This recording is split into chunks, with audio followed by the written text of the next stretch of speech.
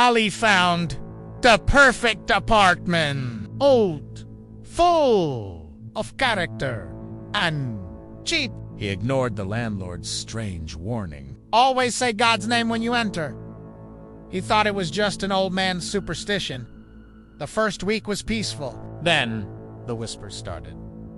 Faint, like the wind, but the windows were always shut. He'd find objects slightly moved from where he left them. A book on the floor, a cup on the wrong shelf. He blamed his own forgetfulness. One night, he woke up, paralyzed by a feeling of dread. A shadow flickered in the corner of his eye, a tall, slender figure that vanished when he turned his head. His heart hammered against his ribs.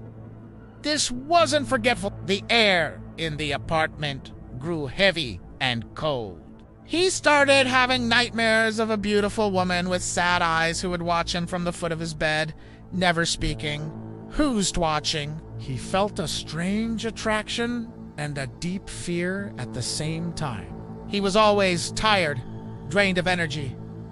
Remembering the landlord's words, a chill ran down his spine. He sought out the local imam and confessed everything. The imam listened patiently. He explained that the jinn, beings made of smokeless fire, share our world.